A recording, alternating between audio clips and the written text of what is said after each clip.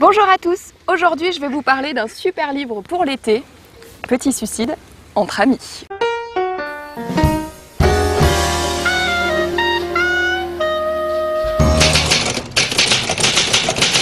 On est encore dans un beau cadre de verdure et on profite du soleil avec ce livre d'Arto Pasolina, Petit suicide entre amis. Comme ma collègue dans une chronique précédente a trouvé un petit peu léger le fait qu'on puisse parler de livres qu'on ne connaissait pas, je me suis dépêchée de lire ce petit livre pour pouvoir vous parler d'un livre que j'ai lu en entier.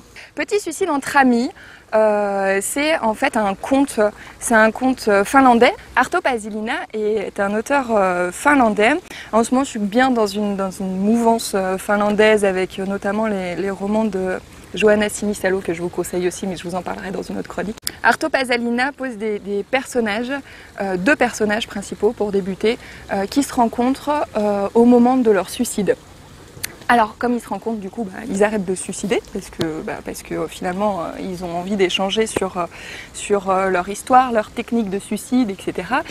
Et petit à petit, ils développent un grand club des suicidaires. Arto Pasolina écrit Petit suicide entre amis comme un conte. Il y a très peu de dialogue, donc ça augmente, quand il y a une prise de distance, c'est très très narratif en fait, hein, dans la rencontre de tous ces potentiels suicidaires. Il y a une vraie rencontre sociale qui se passe. Alors ils se sont tous rassemblés dans le but de suicider ensemble parce qu'en fait ils trouvent que c'est quand même plus sympa de faire ça en suicide collectif qu'en suicide individuel. Ça paraît un petit peu sombre, mais en fait c'est assez amusant.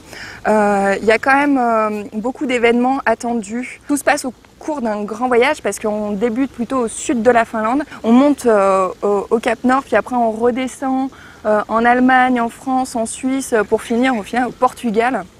Donc c'est quand même un grand voyage. Vous commencez à me connaître. Ce qui m'a le plus gêné, c'est la profonde misogynie de cet auteur, puisque donc il y a des hommes, des femmes dans ces suicidaires, pardon. Voilà, au cours de ce voyage, c'est bien sûr les hommes qui vont couper le bois et monter la tente, et puis bien sûr les femmes, leur activité principale, à part une femme, mais toutes les autres, leur activité principale, c'est de beurrer les tartines des hommes le matin, donc elles se lèvent plus tôt, etc. Enfin bon, c'est un peu léger à ce niveau-là. Du coup, moi je pensais que c'était un livre qui était assez ancien parce que on n'a pas de mise en contexte temporel. Le seul indice qu'on a à un moment, ça nous dit d'ici la fin des années, d'ici l'an 2000, on verra ça arriver. Donc on sait juste qu'on est avant les années 2000. Et je me suis un peu renseignée après. C'est un livre qui est sorti en 1990. Donc bon, Arto Pasolina n'a pas beaucoup d'excuses. Les personnages sont assez hauts en couleur quand même.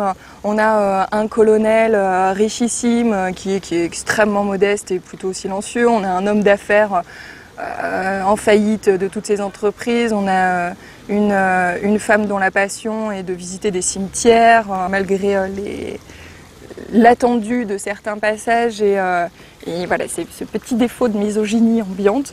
Sinon, c'est quand même un très chouette livre, voilà, que je vous conseille et qui est beaucoup plus rigolo que son titre laisse paraître. Une dernière chose, on m'a parlé d'un film qui s'appelait Petit suicide entre amis. Du coup, je suis allée voir pareil sur internet pour essayer de trouver la bande-annonce du film. Je suis pas sûre que ça ait grand-chose à voir parce qu'apparemment il n'y a que 3 personnages dans le film Petit suicide entre amis et ils n'ont pas l'air d'être dans la même ambiance que les 33 suicidaires d'Arto Pasolina. Je vous souhaite un bel été, mais surtout, si vous voulez encore des conseils lecture, n'oubliez pas de vous abonner et de continuer à nous suivre sur notre chaîne. À bientôt!